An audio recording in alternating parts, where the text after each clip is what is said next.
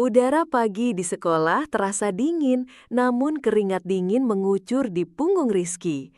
Kemejanya yang sedikit lusuh dan celananya yang kebesaran terasa membebani setiap langkahnya.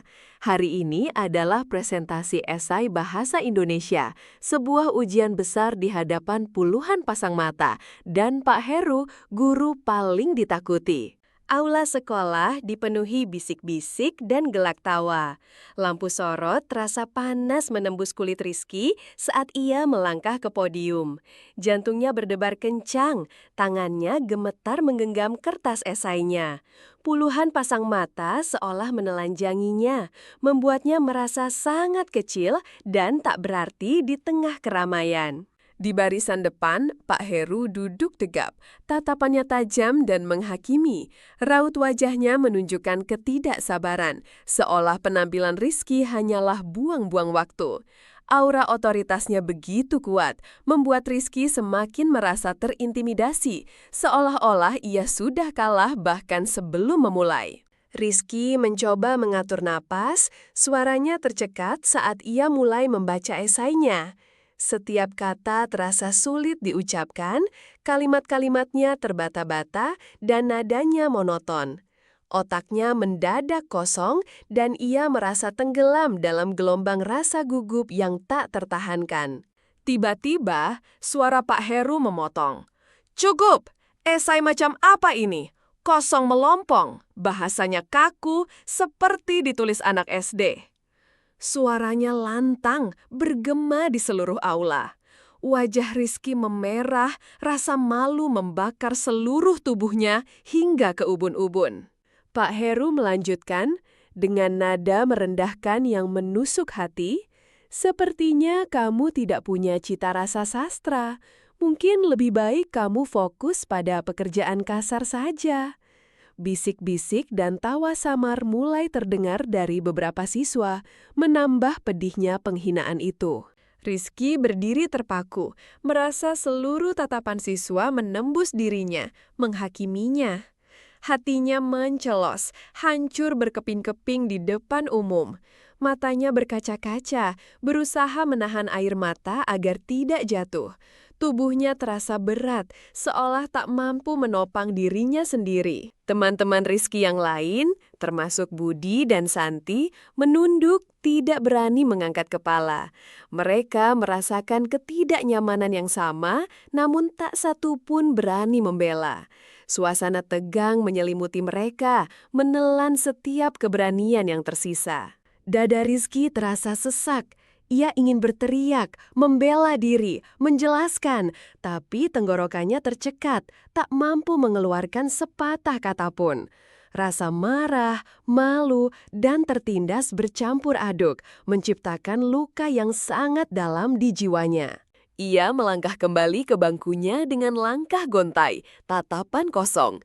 Aula yang tadinya riuh, kini terasa senyap, hanya dengungan di telinganya. Kemarahan yang membara dan rasa tertindas membakar di dalam dirinya. Diam-diam berjanji akan membalas perlakuan itu dengan caranya sendiri. Malam itu, Rizky tidak bisa tidur.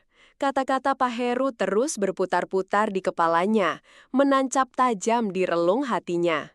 Rasa sakit yang mendalam itu perlahan berubah menjadi bara tekad yang membara, memicu semangat untuk membuktikan diri. Keesokan harinya, Rizky mulai menghabiskan waktu luangnya di perpustakaan sekolah. Buku-buku sastra, retorika, dan sejarah orasi memenuhi mejanya. Ia membaca dengan tekun, menyerap setiap informasi seolah sedang membangun fondasi bagi sesuatu yang besar. Diam-diam, di rumahnya yang sederhana, Rizky mulai berlatih berbicara di depan cermin. Ia merekam suaranya, menganalisis intonasi dan ekspresinya. Ia mempelajari pola pidato para orator ulung, menirukan gestur dan cara mereka mengalirkan kata-kata. Selain belajar, Rizky juga bekerja paruh waktu di warung Pak RT setelah pulang sekolah. Ia membantu mengangkat barang, membersihkan, dan sesekali melayani pembeli. Setiap rupiah yang didapatkannya ditabung, membeli buku-buku baru, dan akses internet untuk belajar lebih banyak. Budi, teman sebangku Rizky yang awalnya takut, mulai memperhatikan perubahan drastis pada Rizky. Ia sering melihat Rizky membaca serius saat istirahat, matanya fokus dan penuh konsentrasi, jauh berbeda dari Rizky yang dulu pendiam dan tertutup. Suatu sore, Budi menghampiri Rizky yang sedang asyik membaca. "Kamu serius sekali, Ki? Ada apa?" Rizky hanya tersenyum tipis, matanya memancarkan kesungguhan yang mendalam. Ia merasa senang ada yang mulai melihat usahanya, meski ia belum menceritakan tujuannya. Santi, teman sekelas yang pandai berorganisasi, juga ikut memperhatikan Rizky. Ia sering melihat Rizky bertanya pada guru-guru lain tentang materi pelajaran umum, bukan hanya bahasa Indonesia. Rasa penasaran mulai tumbuh melihat tekad tak tergoyahkan Rizky. Di balik layar, Rizky mulai mengikuti lomba menulis esai dan pidato online tanpa sepengetahuan siapapun. Ia belajar dari setiap ulasan dan masukan, mengasah kemampuannya, memperbaiki setiap kelemahan. Setiap kegagalan hanya menjadi pupuk bagi tekadnya. Tekad Rizky semakin membara saat sekolah mengumumkan lomba pidato antar kelas. Dan yang mengejutkan, Pak Heru menjadi salah satu jurinya. Ini adalah kesempatan yang ia tunggu-tunggu, panggung di mana ia bisa membuktikan diri. Dengan senyum tipis yang penuh keyakinan, Rizky mendaftarkan diri untuk lomba tersebut. Tangannya sudah tidak gemetar lagi. Jantungnya berdetak stabil, penuh antisipasi akan hari besar yang akan datang. Ia siap untuk menghadapi panggung itu. Hari lomba pidato tiba.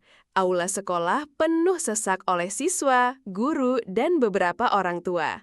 Suara gaduh memenuhi ruangan, namun Rizky merasakan ketenangan yang belum pernah ia rasakan sebelumnya. Pak Heru duduk di meja juri dengan pandangan angkuh seperti biasa. Beberapa siswa tampil, ada yang bagus dan memukau, ada pula yang gugup dan terbata-bata. Suasana tegang dan kompetitif menyelimuti aula. Giliran Rizky tiba, dipanggil sebagai peserta terakhir. Nama yang sempat diremehkan kini kembali ke panggung. Rizky melangkah ke podium. Pakaiannya masih sederhana, namun kali ini terlihat rapi dan bersih, mencerminkan kesungguhan. Sorot matanya tajam dan penuh percaya diri, seolah ia adalah penguasa panggung. Aura yang terpancar darinya berbeda jauh dari beberapa bulan lalu. Ia mulai berpidato, suaranya jelas, lantang, dan penuh intonasi. Setiap kata mengalir indah, kalimat-kalimatnya terangkai apik, menyentuh hati para pendengar. Retorikanya memukau, menghipnotis seluruh audiens dengan kekuatan kata-kata. Pak Heru, yang awalnya mengabaikan dan sibuk mencatat, kini mengangkat kepala. Ekspresinya berubah drastis, dari acuh tak acuh menjadi terkejut, lalu perlahan menunjukkan raut tidak percaya. Pena di tangannya berhenti bergerak. Rizky menyampaikan pidato bertema "Suara yang diremehkan". Bagaimana setiap individu memiliki potensi terlepas dari latar belakangnya. Kalimat-kalimatnya lugas namun puitis, seolah menyindir tanpa menyebut nama, namun pesannya sangat jelas dan menohok. Seluruh aula terdiam, terpukau oleh setiap kata yang Rizky ucapkan. Budi dan Santi tersenyum bangga, air mata haru menggenang di mata mereka. Mereka melihat bukan hanya sebuah pidato, melainkan sebuah transformasi dan pembuktian diri yang luar biasa. Pidato selesai, tepuk tangan membahana, lebih meriah dan tulus dari peserta lain. Gemuruh suara sorakan bravo memenuhi ruangan. Rizky menatap lurus ke arah Pak Heru yang kini pucat pasi dan menunduk, tak mampu membalas tatapannya. Saat hasil lomba diumumkan, nama Rizky disebut sebagai juara pertama. Senyum tipis mengembang di wajahnya, bukan senyum kemenangan sombong, tapi kelegaan mendalam. Beban di hatinya terangkat, digantikan oleh rasa bangga yang tak terhingga. Saat Rizky melangkah turun dari podium, tatapan hormat menyertainya. Ia tidak perlu mengatakan apa-apa kepada Pak Heru.